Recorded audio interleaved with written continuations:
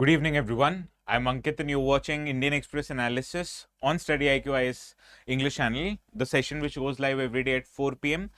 Today is 25th of June, and we are going to discuss important news and articles from the Indian Express newspaper. We'll start off our today's discussion by understanding Shanghai Cooperation Organization, or SCO. Why are we discussing it? Because currently the SCO's meeting of defense ministers is happening, and from India, it is being represented by India's Raksha Mantri, Mr. Rajnath Singh. Now, this is a intergovernmental organization that deals with multiple aspects like political, economic, security related aspects. So therefore, it is important from GS paper 2 perspective. Now, India, you can understand India's foreign policy highlights strategic autonomy, which means India will engage with a group of countries that represents the interest of West. Similarly and equally, India will also engage with countries which represent the views of East, like China and Russia. So in that regard, SCO can play a very important role. So we'll try to understand what this organization is all about, who are all the members, who are the newest members of this organization, and essentially what this organization does. Okay, the relevant paper here is GS paper 2. In the second article, we'll understand that a injection called as Wegovy has been launched in India. Now, this is basically a drug originally made to prevent diabetes and to control the amount of diabetes in people. But on the other side, people have also realized that these drugs are quite effective in achieving weight loss. So therefore, we are going to understand what is a Wegovy, what kind of drug it is it a semaglutide or is it a tirzepatide? What are the difference between these two kind of drugs? How are they helpful? What ways do they work? All of which we are going to understand, and therefore the relevant paper here is GS paper 3 perspective, that is the science and tech perspective. Okay. In the next article, the third article, we are going to understand the issues relating to climate finance and particularly the role India plays in ensuring that the climate finance is provided to developing countries. So in that regard, we are going to understand what are the various provisions in UNFCCC, in Paris Agreement, that provide for climate finance to be transferred from more prosperous developed countries to less prosperous developing as well as less developed countries. So in that regard, we are going to understand the key arguments that are given by India to get or to help take the climate financing. Now, this is again relevant from GS paper 3 perspective, that is the environment portion of the syllabus, and especially important from the environment and prelims point of view. So we are going to understand this topic in great detail. In the fourth article, we are going to understand national emergency. National emergency, it is provided under Article 352 of the Indian Constitution. But why are we discussing national emergency? Because today, 25th of June, back in 1975, 50 years back, it was the day when India saw imposition of national emergency, which created a lot of ripples in the Indian polity. So what it led to is not so much important from our exams perspective, but what is more important, that what are all the powers given in Article 352 that changes the entire structure of Indian politics. You understand, India is a federal country where powers of central government and state government are derived not from themselves, rather from the supreme law of the land, Constitution. So Article 352 of the Constitution essentially changes India from a federal polity to a unitary form of governance. So what are the cause, what are the consequences, what are the grounds of imposition of national emergency, we are going to understand in great detail before also understanding how it impacts the various aspects of polity, how it impacts how the fundamental rights are exercised, how it impacts the power equations between central and state government. Everything we are going to understand in great detail about national emergency. And in the last article, if the time allows, we are going to understand the reasons how India has added more than 3,500 kilometers to its coastline. You may have an idea that India's coastline up till now was around 7,500 kilometers. But what if I tell you it has increased by more than 3,500 kilometers? So what are the reasons for this increase? How this can change administrative as well as ecological perspective of the government? Everything we are going to understand. Now, the last article is also important from GS paper 3 as well as GS paper 1, that is geographical perspective. And national emergency, as you can understand, is a provision in the Indian Constitution. Therefore, the relevant paper here is GS paper 2, in which the polity is mentioned. Okay, so these are the 5 articles we are going to understand in great detail in our today's session. And the notes for this session will be available on the Telegram channel ATS Live. So you can go to this channel, subscribe it if you still haven't, and download the notes. Alternatively, you can also scan the QR code. This will take you directly to the channel. Okay. Now let us start our today's discussion, but first let's exchange pleasantries. Now, Kanchan, Bishwajit, Augustine, Anar, sorry, I'm not able to pronounce a name, Kaizen, Simte, Anuj, Jui, Anis, Reshma, Shushmita, Omkar,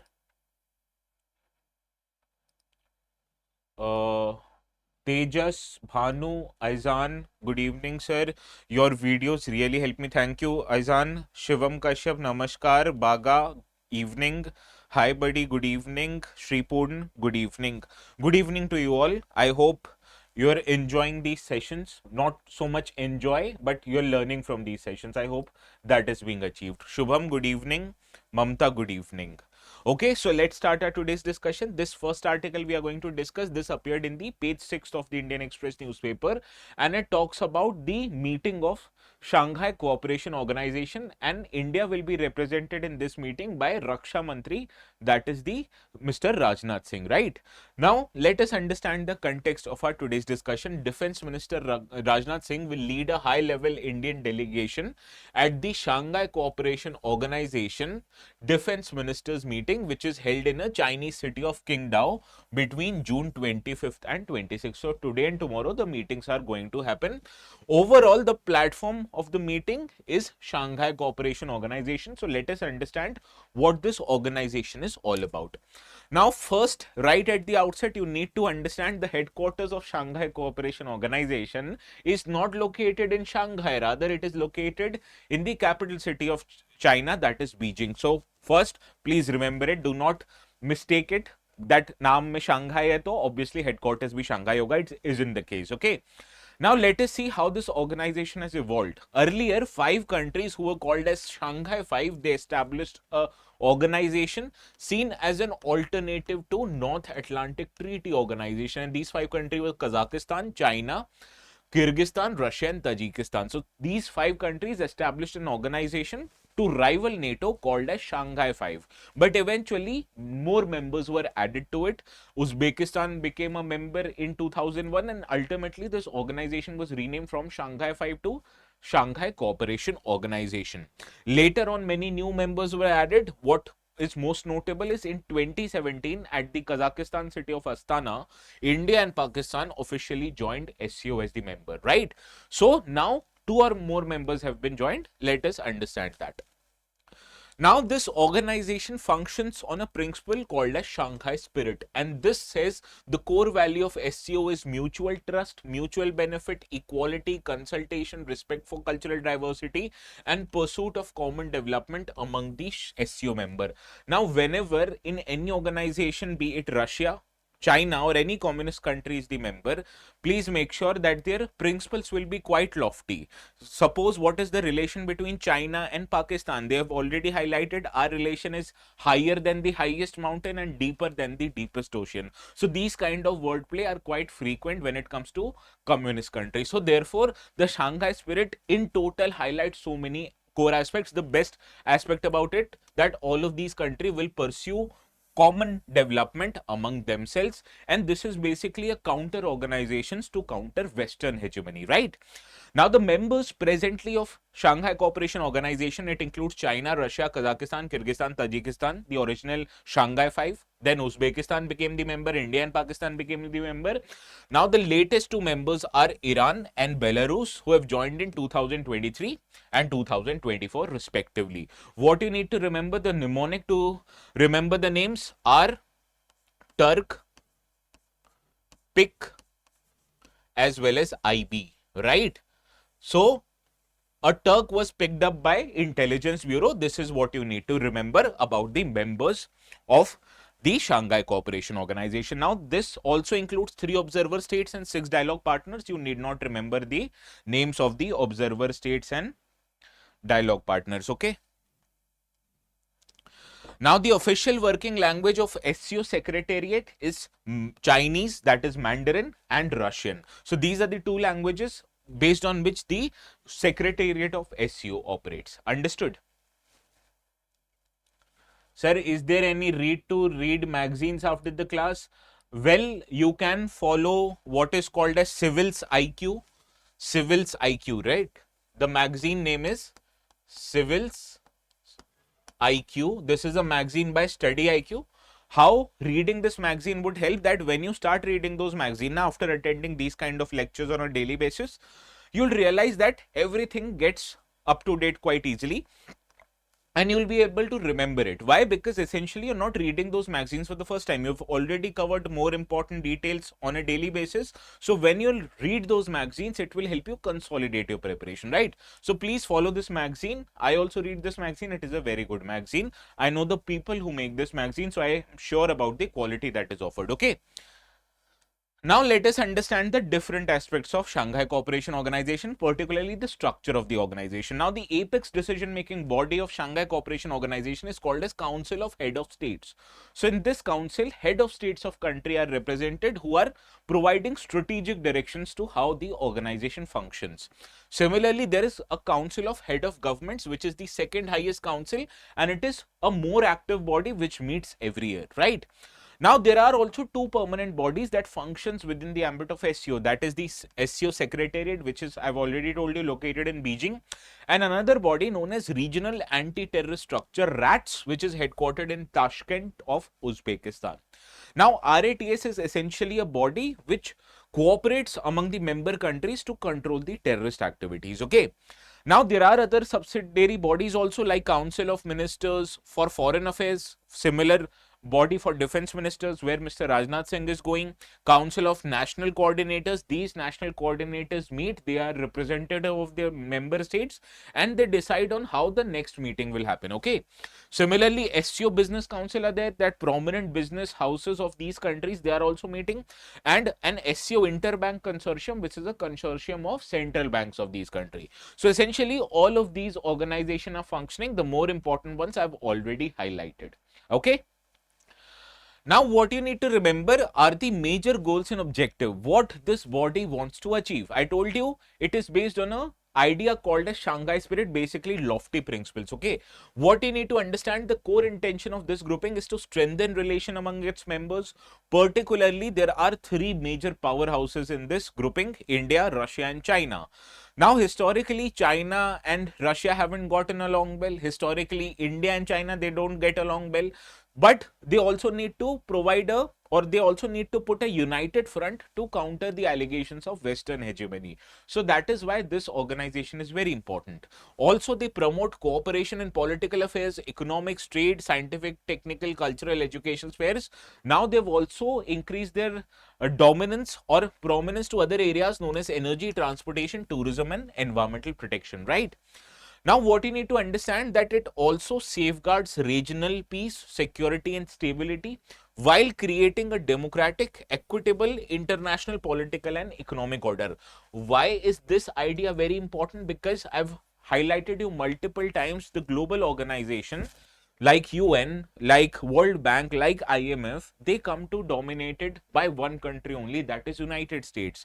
And when new countries are growing, they are not represented adequately in the body. So therefore, it is a important thing for India to become a member of this organization because it helps you provide an alternative to the Western hegemony, right? So this is why this organization becomes very important. The most important thing that you need to remember, it is headquartered not in Shanghai, but in Beijing. Understood?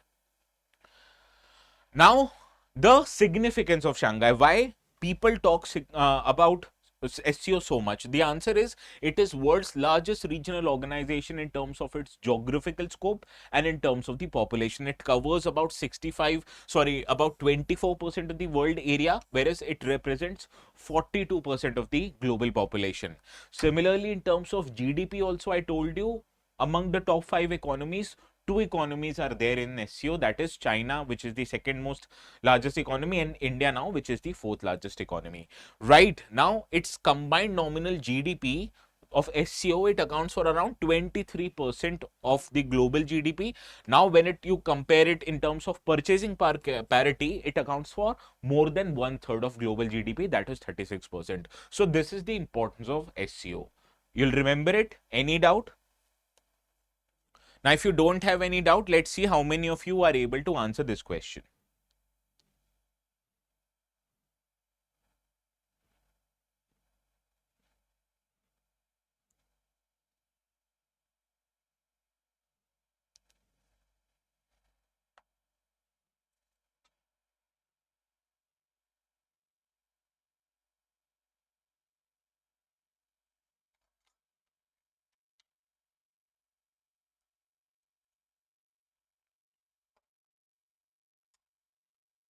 Well, this is obviously incorrect. I told you Russian and Mandarin are the official languages of the SCO. Second, SCO was initially formed as a security alliance to counter NATO expansion, correct? This was called as Shanghai 5.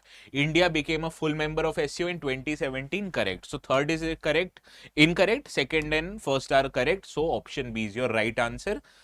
All of you have gotten it right. Yes, all of you.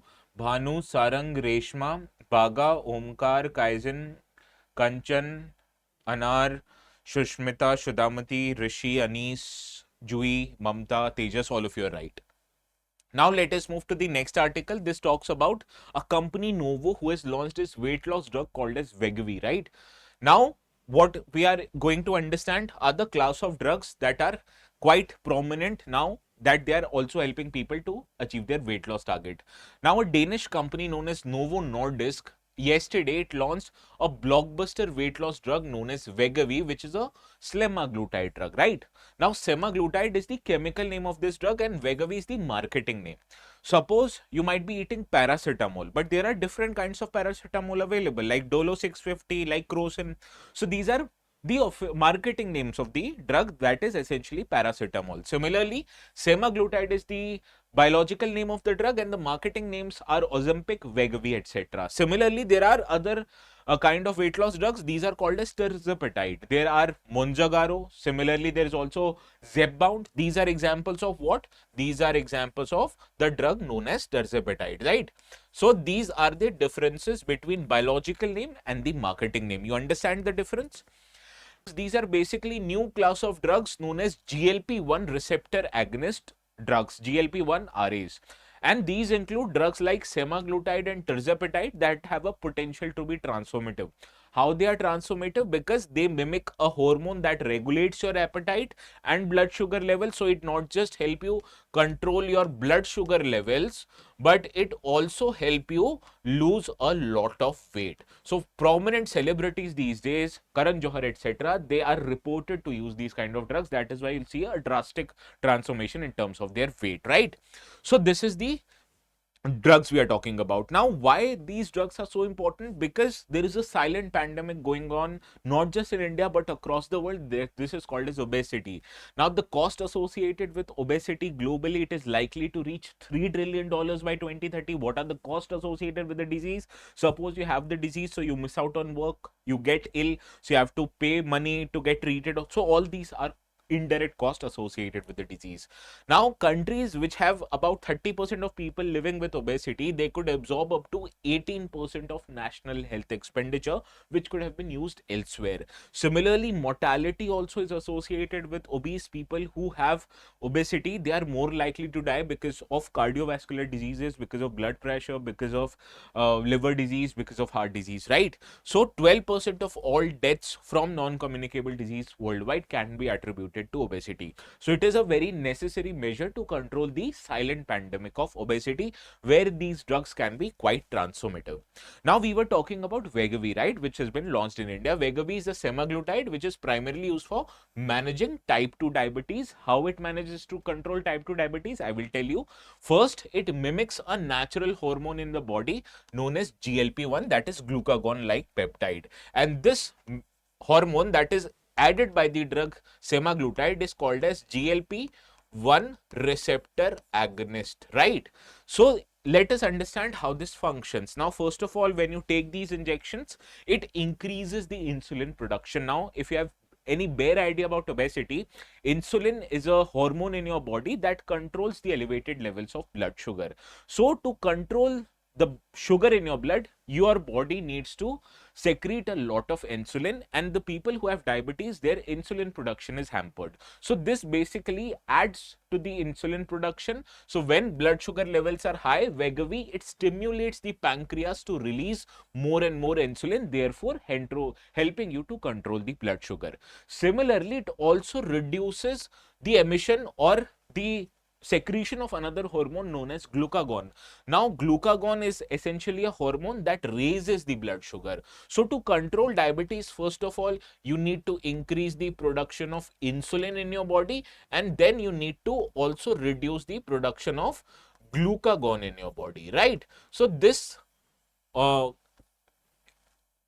injection helps you achieve all these targets. It decreases release of glucagon and it increases the secretion of insulin, both of which help you control your blood sugar levels. Now, this is how it controls diabetes. Now, let's understand how it controls or reduces your weight. Now, in addition to that, this drug also slows down your stomach emptying. So, this leads to feeling of fullness for a longer duration of time. And when you feel full, obviously you'll eat less amount of food, right? So this is how it also controls emptying of the stomach, and it also sends a neurological signal to the brain highlighting that you are not feeling that much hungry, therefore you will not eat so much and therefore you will lose a lot of weight. So this is how basically semaglutide works. That is the Wegovy medicine we are understanding today. Now, this is the image that you can understand how it helps. The GLP-1 RA, it increases insulin production and reduces your glucagon release. And all of this contributes to lowering of blood sugar levels in your body, right? Therefore, your diabetes is controlled. Similarly, it slows down your stomach emptying and sends a signal to your brain that you're not feeling hungry. So, it also reduces the food intake of people, therefore helping them reduce the weight. So, this is how basically this medicine works. Semaglutide tablets, semaglutide is not a tablet, it's an injection. Semaglutide, glucagon, all of these are injections.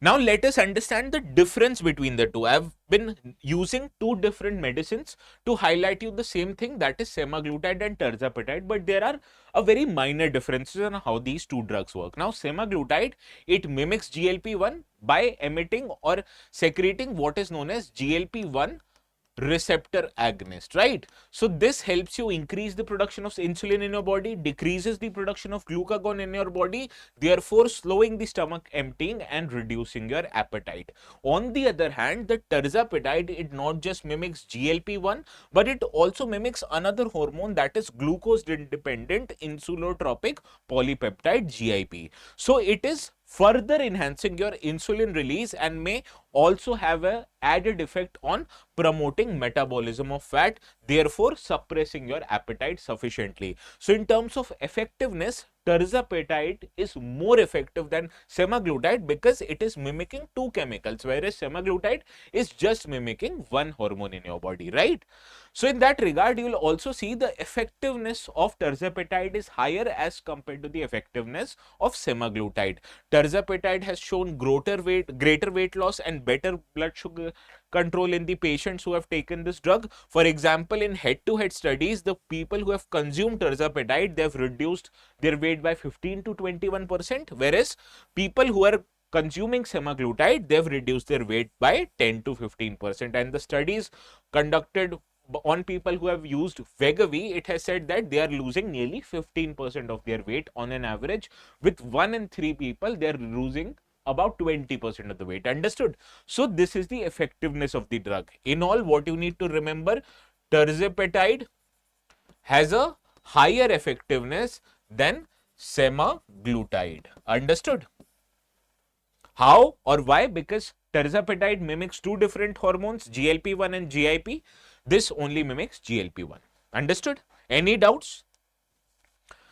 Now, another aspect about this that you need to remember is that these drugs also come at a risk of several side effects. What are these side effects? It includes gastroparesis, which is a form of stomach paralysis. It includes pancreatitis, which is basically your inflamed pancreas, as well as a risk of thyroid cancer. Now, they are likely to gain weight when they are using the medicine, once they stop consuming the medicine. So it increases the habit to consume the medicines quite often, because if you stop consuming these medicines, it will lead to increase in your weight. Similarly, there are also high cost and high demand associated with these medicines. Obviously, this comes at a significant high cost, stretching to thousands per month's dosage, right? So therefore, there is also problem that counterfeit products are available in the market, and also sometimes they may be available in gray market. So these are the risks associated with these kind of medicines. First of all, it comes with several side effects. If you stop using them, your weight will increase, and also the risk of counterfeit products. Understood? Now let's see how many of you will be able to solve these questions. It is very easy. I hope you'll be able to solve it.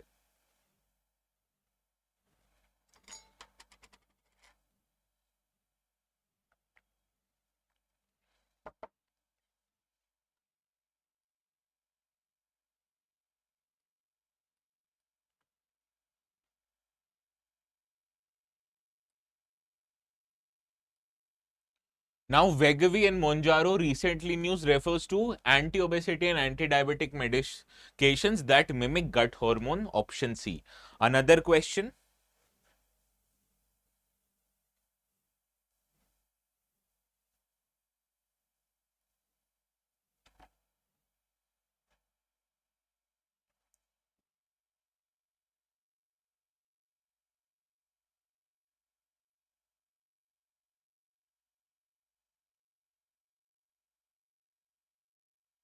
Sripoon, Shushmita, Reshma, all of you were right regarding the last question. Option C is correct. Yes, option D is the right answer to this question. It is a class of drug primarily used to treat type 2 diabetes, but also quite effective in dealing with weight loss. Now let us move to another article. This talks about climate finance and how is India taking the lead to corner developed countries, right? So let us understand this article in great detail. This is a very beautiful article and it will help you summarize the important aspect about climate financing, which is quite frequently in the news. So once you're done approaching this article, you'll be quite sorted, okay? Now what you need to understand that at Bonn Climate Talks, which is ongoing right now, India and other developing countries have pushed other developed countries to reopen the discussions on how climate finance obligations are there on more developed countries. The specific focus here remains on legal obligation, which is imposed under developed countries under Article 9.1 of the Paris Agreement. This article mandates developed nations to provide climate finance and not just be fulfilled with mobilizing climate finance. Now you understand what developed countries do. They say that we are organizing climate finance, but when it comes to paying or transferring the money, they actually chicken out, right? So actually this should be DACO. Developed countries always chicken out, as very common like TACO, which is Trump always chickens out, right? So in this article, we are going to understand why just mobilizing finance is not enough. You have to provide finances to developing countries so that they can start their process to make their countries safer from the impacts of climate change. For example, we all know relying on coal power, relying on fossil fuels to generate electricity leads to a lot of pollution and also leads to global warming. So those countries, to prevent global warming to happen, they need to shift to renewable energy like solar energy, wind energy, but to install those projects you require a lot of money. Similarly, your industries needs to emit a less amount of greenhouse gases, so for that you also need to adopt cleaner technologies. So all of this requires a lot of money. So the developing countries are of the opinion we will initiate many measures to make our economy resilient to climate change, but only after developed countries provide us with finances. Obviously, because developed countries, they've achieved high levels of economic growth by using fossil fuels. But now when the time has come for developing countries, they can't do so. Why? Because the risk of climate change is also there. So this is basically the entire issue. How it is going to work, let me tell you quite frequently. Now, first, let us understand the background. Now, you know the United Nations Framework Convention of Climate Change, which basically is the parent agreement dealing with the issues of how to prevent climate change. Okay, this was set up back in 1992, and there's a specific article, Article 4.3, that makes it legally binding for developed countries to provide new and additional financial resources which will help developing countries meet the cost of climate actions. Now, this is a parent agreement, and this was put in application in Paris Agreement 2015. Paris Agreement had two different articles. Article 9.1, it says that developed country must provide financial resources to developing countries, and developing countries should take lead in mobilizing climate finances. Mobilizing climate finances, that you are organizing climate financing, and providing climate finance, that you transfer the money. Suppose if you call your friend, ask them for 10,000 rupees, right? So friend might have two other options. Friend will say, let me take a look at it, I will send you. So this is mobilizing. But when friends actually UPI you the money, that is providing the money. So this is the difference between these two articles. You're looking to provide and you're actually providing it. Understood? Now let's see how this wordplay benefits developed countries. Okay, now it's COP29, which happened last year in the Azerbaijan city of Baku. Developed countries promised that we will mobilize $300 billion per year from 2035 onwards. Now, providing and mobilizing are related terms, but it is independent obligation. They have to mobilize and they also have to provide. One does not replace another, or one does not take precedence over the other. And according to developing countries, even the 300 billion, if they transfer annually from 2035, this is not enough to deal with actions of climate change, because developing country was demanding how much money? They were demanding $1.3 trillion per year, and they are getting only $300 billion. Now, this is a hypothetical number. This may be transferred, this may not be transferred, right? So, even in promises, they are lacking when it comes to even making promises. Now, India labeled this commitment as an abysmally poor commitment and warned the developed countries that India will be forced to reduce its climate commitments because you are not providing us with finances. And this is not just problem with India. You understand, similar other less prosperous developing countries are also facing the similar kind of challenges because they don't have the money to implement climate actions, right? Now, the next part is that the developing countries demand that climate finance obligation, as explicitly discussed, should be discussed as a separate agenda item, especially the provision aspect under 9.1 of the Paris Agreement. What developed countries are doing, that they are saying that there are already many mechanisms that are providing you with finance, so why do you need a separate agenda? But developing countries are saying that this is actually a legally binding measure on developed countries so as to provide the finances. So you have to provide alternate and additional finance in addition to what you're providing right now. See, whenever these negotiations are happening, whatever kind of financing the developed countries are providing, they say that, see, we are providing you this for climate change. They may be providing some finance for food or education. They count everything in climate change. But developing countries are saying that no, you have to provide a separately additional funds to deal with climate change in addition to all the funds that you're already providing, right? So this is basically the core issue between these two factions. Developing country want more, developed country are reluctant to give more money, right? Now, what are the core issues in this regard? First is the legal or voluntary language. Now, mobilizing word, it implies you're making an effort to collect the money. But providing, it provides a binding obligation on the paying company or the paying entity here, which is the developed country, to provide finances to the developing country. And developed countries, they prefer a looser term, obviously, because it reduces the amount of money they have to pay. Whereas developing countries, they are enforcing that this is a legal bind or legal authority on the developed countries to provide us with the money. Another issue is the amount of money that will be provided. I told you, developed countries committed how much? $300 billion per year. But developing countries said that this is not enough.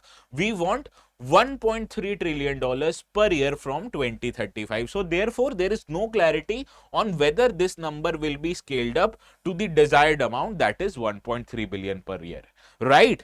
Another issue is that you understand any agreement works on the level of trust. But when these two countries or these two factions are chickening out of their commitments, it will automatically lead to trust deficit, right? So therefore they will be failing to deliver their promises. So why would any country would sign any future agreement relating to climate change? Because the previous agreements have not been adhered to. Similarly, it also shows institutional rigidity on part of developed countries. They are resisting creation of new negotiation tracks, creation of new agenda, which will otherwise increase liability on how much money they have to pay to developing countries. And it will also impact on how the global south, that is the group of developing countries, will undertake under the climate action, because countries like India, they've made it clear that unless you provide us with better financing, we won't take measures to prevent the impact of climate change. So this is the core issue regarding all of this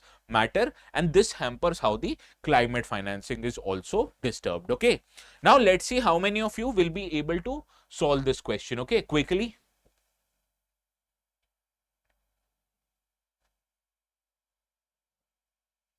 Chan Kishore Yadav, though not getting time to live, but whenever get time, you watch it. Yes, good.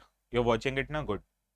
No problem if you have can't watch it on a live basis. Just make sure to complete the video before the next day. Okay. Nisha Senorita, good evening, sir. Really extremely sorry for half hour late. No problem. Just watch it afterwards.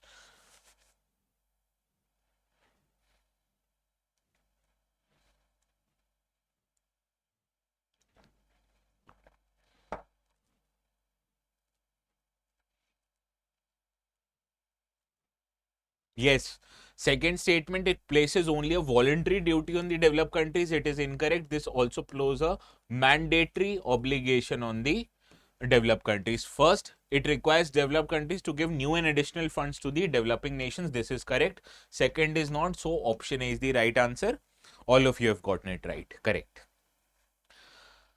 Now I was telling you earlier that our prices will rise, but I also received a lot of messages from students saying that please extend the timeline for discounts. So I made a request to the sales team and they've actually agreed to it. So the thing is that we are offering the morning batch and it will be continued to be offered at a discounted rate of 25,000 rupees. But to get this batch at a discounted rate, you need to apply the code ATS Live. What are the features of this batch? Now, please hurry up because this batch has already started from 23rd of June. So if you join it later on, you'll have problems in catching up, right? So please hurry up. What you need to understand about the features of these batches: to take admissions, obviously you need to go to our website. Once you go to our website, you'll be needing to create an account here first, right? Once you're done creating an account, select all language and click the option English. Why? Because I understand you that many of the students who are watching this video might not be that comfortable with Hindi or with bilingual batches. So for you, we are providing batches exclusively in English language, right? There are two options in front of you: resolution or a long-term evening batch, right? What you need to do, see, the differences in these two batches are only of duration, because obviously the morning batch of 2026, it is available to students who are looking to give exams next year. But suppose if you're planning to give exams in 27 or in 2028, the long-term evening option is for you.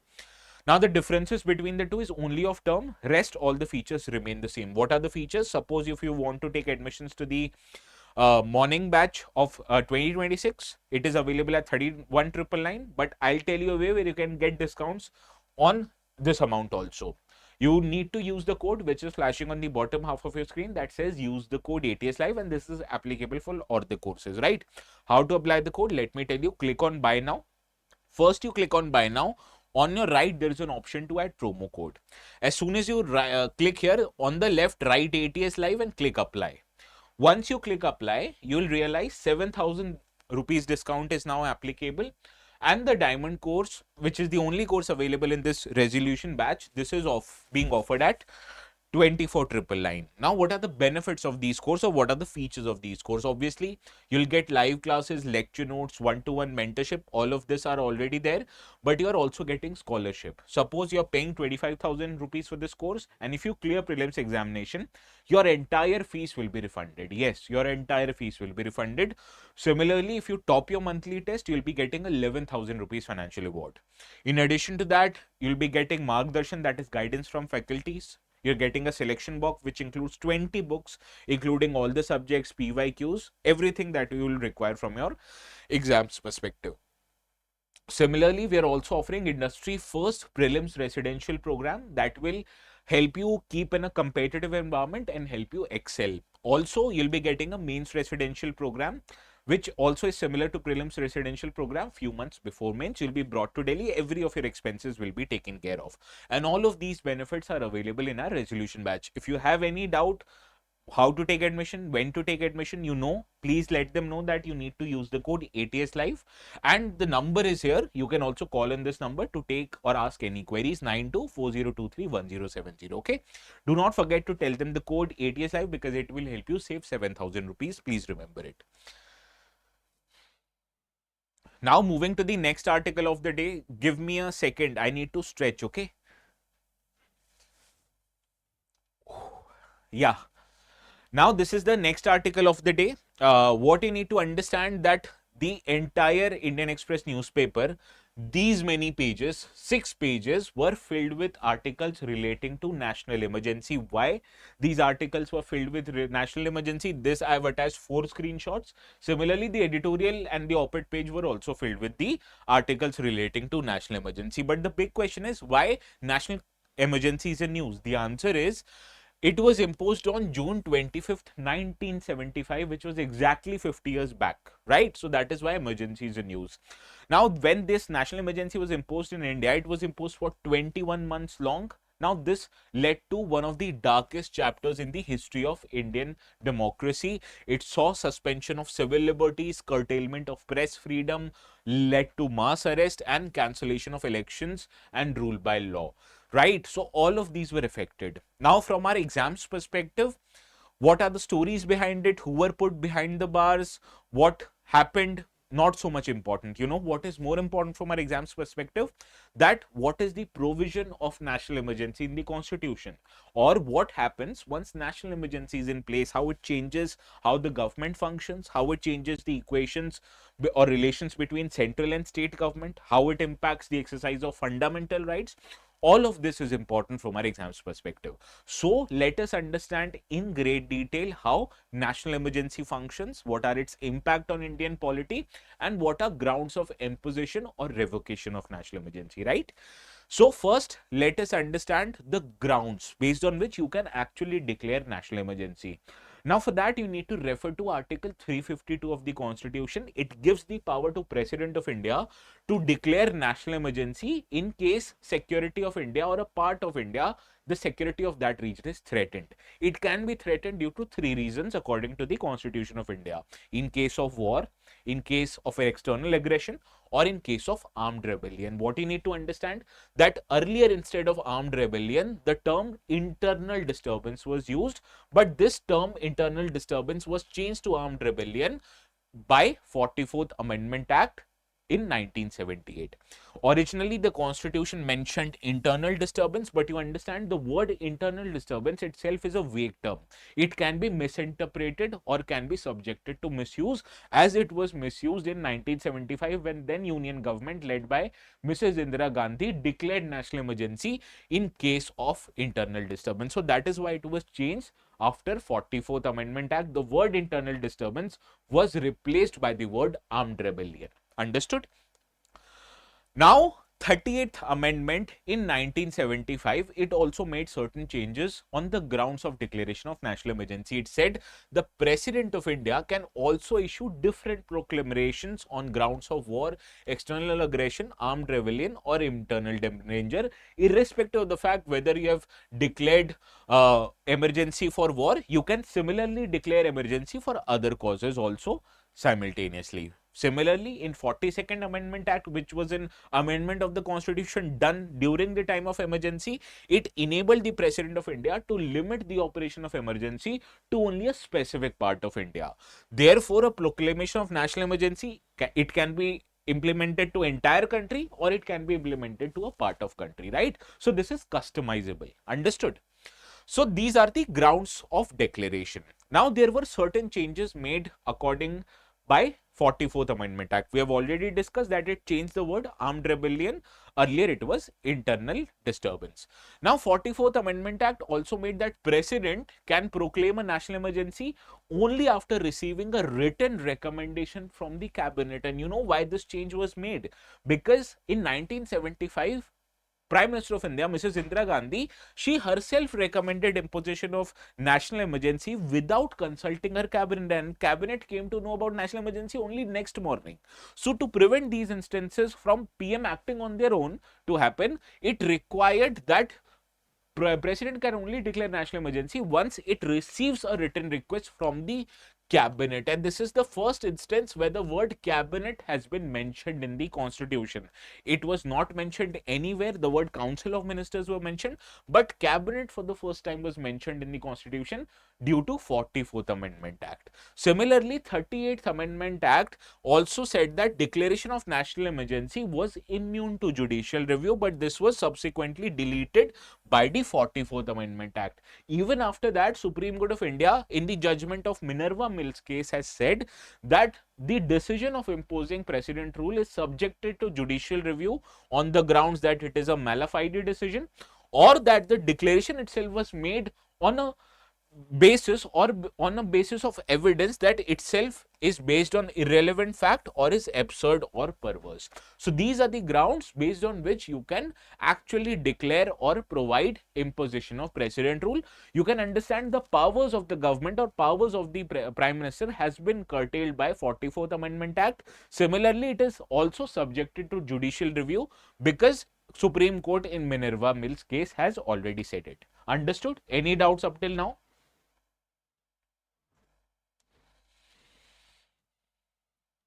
Now let us see, after you declare or impose precedent's rule, what is the ground of parliamentary approval?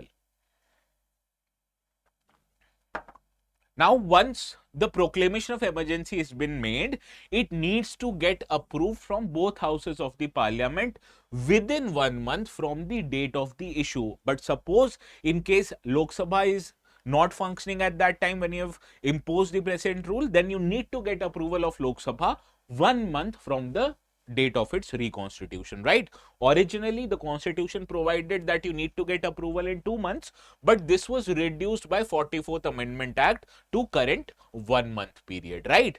Now, if approved by both houses of the parliament, the national emergency does not continue indefinitely. Rather, it only continues for 6 months, and you need to get approval again before you can extend it 6 months at a time. So, at max, this national emergency will stay in place for 6 months, and you need to get it approved frequently from both houses of the parliament. Now, this provision for periodic parliamentary approval was added again by 44th Amendment Act. Earlier, it was an indefinite period through which you can impose precedent's rule.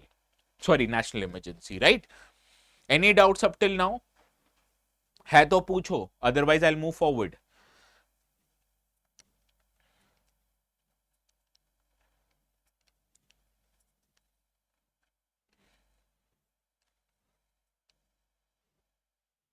Now, what are the process of getting parliamentary approval? I told you this resolution of national emergency needs to be approved by both houses of the parliament. So the process of getting approval, that you need to get it approved by special majority. What is special majority? Majority of more than total membership of the house and majority of not less than 2/3 of members present and voting. You'll need to fulfill both of these criteria before you can get it approved in the either house of the parliament. So you need to pass it from both Lok Sabha and Raj Sabha, and the kind of majority you require for this is special majority, which means more than 50% of the total membership and more than 2/3 of members who are present and voting. Both of these needs to be satisfied. Now, the special majority provision also was added by 44th Amendment Act. Earlier, the constitution said that you need to get it passed from both houses of the parliament just by simple majority. So therefore, you understand the approval process has also been made tougher by 44th Amendment Act. Why was 44th Amendment Act was introduced in the first place? I will let you know, need not worry, okay? Now let us understand how you can revoke national emergency, right? Now the President of India has the power to revoke national emergency through executive resolution. But he can also be forced to revoke national emergency in case this resolution is approved by Lok Sabha to disapprove the continuation of national emergency, right?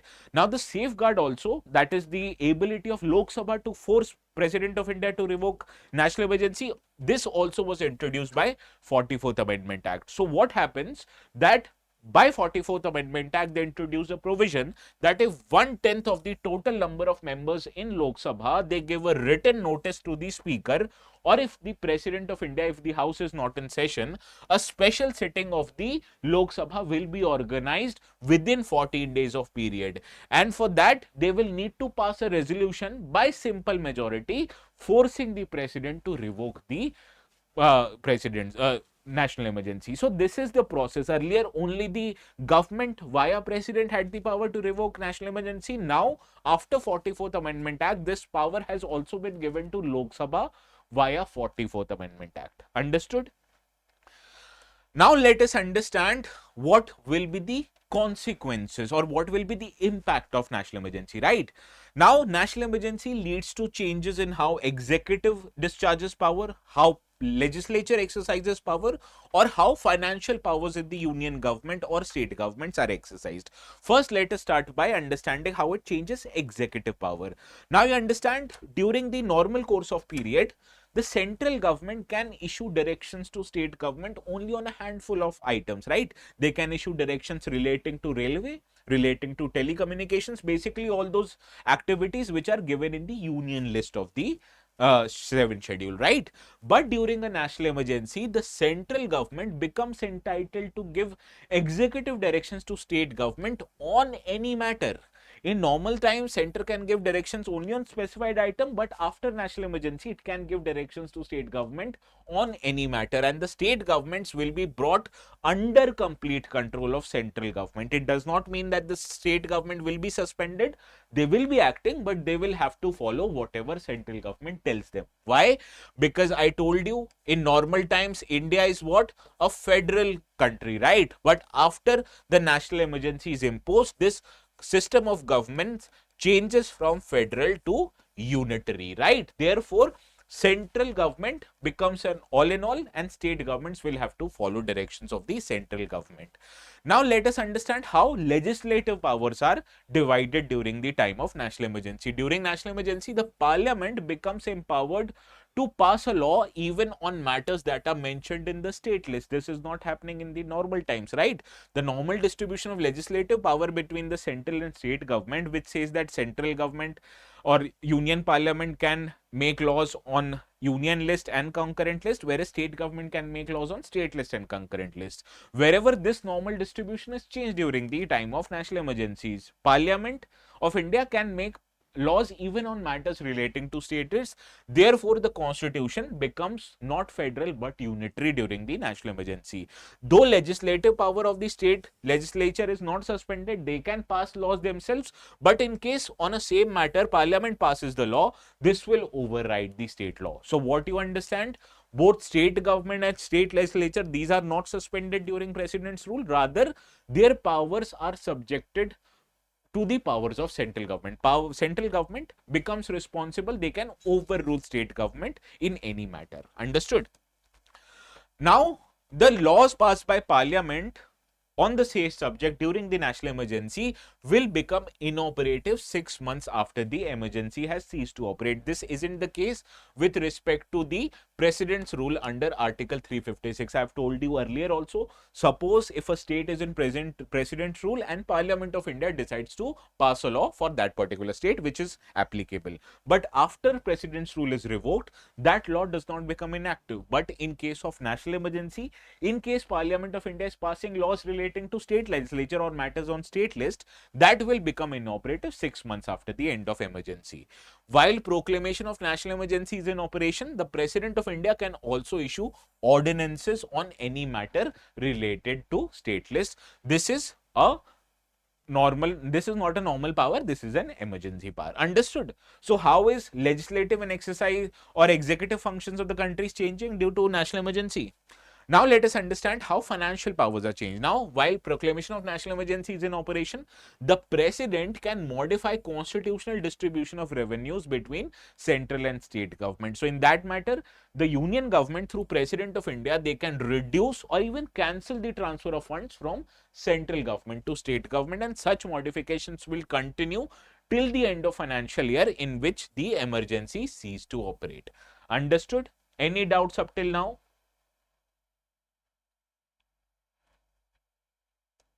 Any doubts?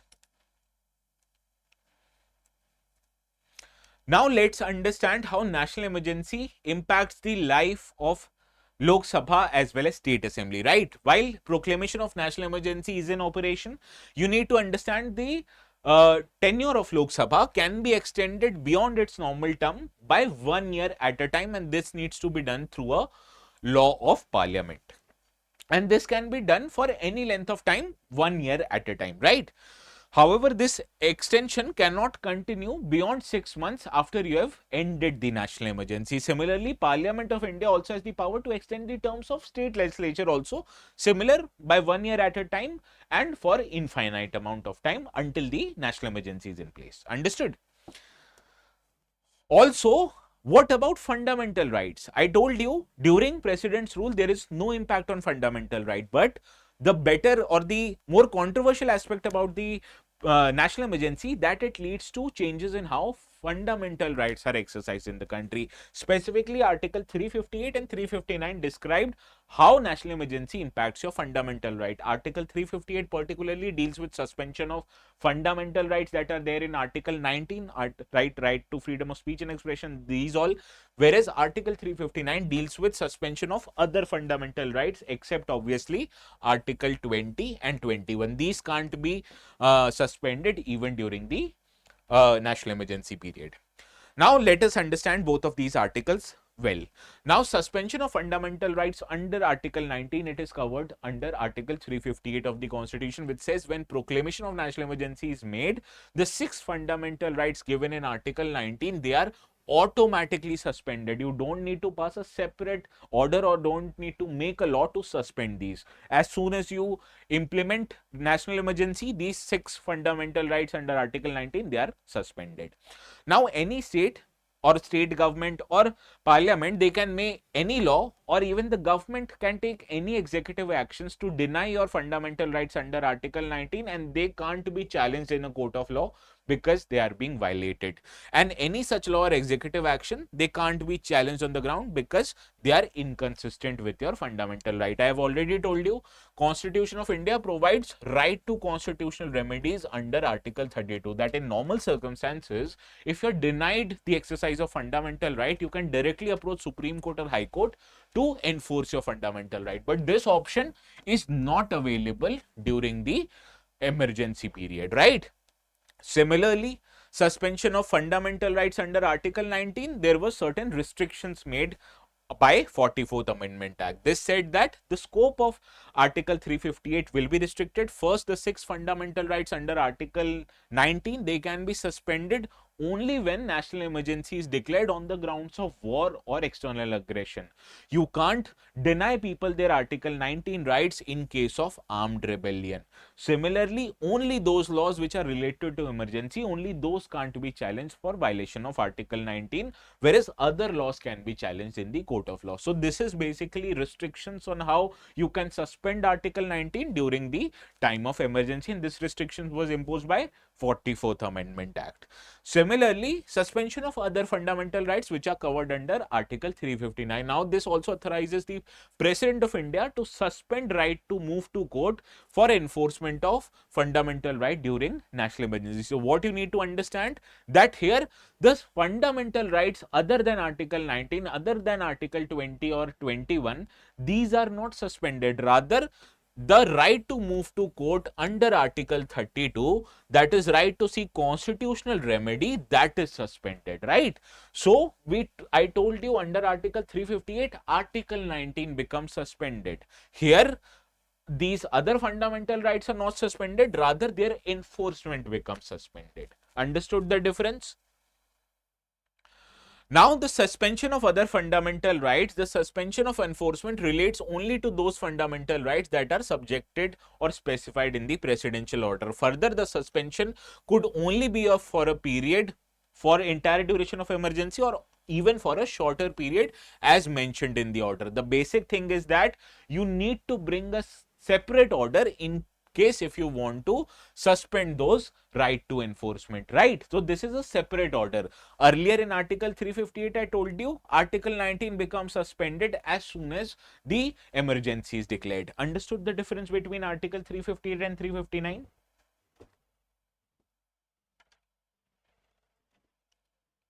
Now, here also Article, 44th Amendment Act brought certain restrictions. What are these restrictions? First of all, the president, he or she can't suspend the right to move court for enforcement of fundamental rights guaranteed under Article 20 and 21. These fundamental rights stay in place regardless of whether national emergency is there or there is a normal circumstance. These are right to protection in respect of conviction for offences and right to life and personal liberty. They remain enforceable even during the times of emergency. And only those laws which are related to emergency and executive protections actions under these laws are protected only, not the other laws. Okay, so these were the restrictions brought by 44th Amendment Act. Now, in total, national emergency in India has been imposed 3 times. In 1962 during Indo-China War, and this continued till 1968, which covered also the 1965 conflict between India and Pakistan. Similarly, during the Bangladesh Liberation War in 1971, second time the national emergency was imposed, and third time it was imposed in 1975 by Mrs. Indira Gandhi. What you need to understand that in 1971 these were made on grounds of external aggression, these first 2 times, whereas in 1975 this was done on grounds of national internal disturbance. And this is 1975 one which has been the most controversial. There has been widespread criticism for misuse of emergency power, which is filled with articles in our today's newspaper. What you need to understand, after the elections that were held after the emergencies were revoked in 1977, then government of Congress led by Mrs. Indira Gandhi, they lost power to the Janata Party. And once Janata Party came into power, they set up a committee called as Shah Commission to investigate circumstances that warranted the declaration of national emergency. And the commission, it did not justify the declaration of emergency. Similarly, the government also passed 44th Amendment Act in 1978 to introduce a number of safeguards against misuse of emergency provision, which we have already covered in respective provisions. So that is why 44th Amendment Act was introduced. It was introduced to make imposition of national emergencies more difficult. It brought certain safeguards. It brought special majority requirement instead of simple majority. It reduce the time frame within which you have to take permission from the parliament, right? So these all changes were introduced by 44th Amendment Act. Now let's see how many of you are able to solve this particular question.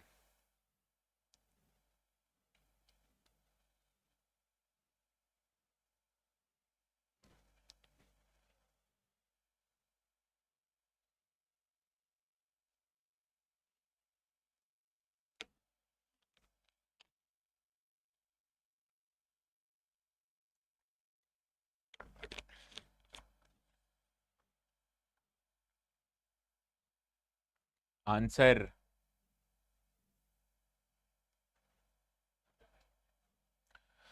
Well, Article 352 deals with proclamation of national emergency on grounds of war, external aggression, and internal disturbance. I've told you this has been changed now. Now this becomes armed rebellion. So first statement incorrect. The proclamation of emergency under Article 352 must be approved by both houses of parliament within 1 month. This is correct. Earlier it was 2 months. After 44th Amendment Act, it was reduced to 1 month.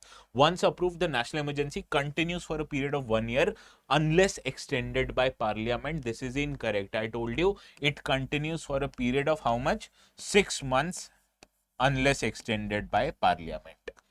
So third and first is incorrect, second is right, and we have to identify not correct one. So only 2 is not correct. Option B is your right answer.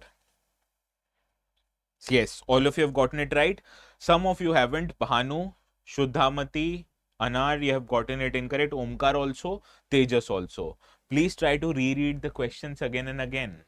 That is why I told you I have inserted not correct option here. Understood? Now one more article is left. What I'll do, I'll record a separate video and get it uploaded tomorrow morning at 8 a.m. Okay. So this is all for our today's discussion. Please download the notes on the channel ATS Live, and we'll see each other again tomorrow at 4 o'clock. Okay. So please have a very good day.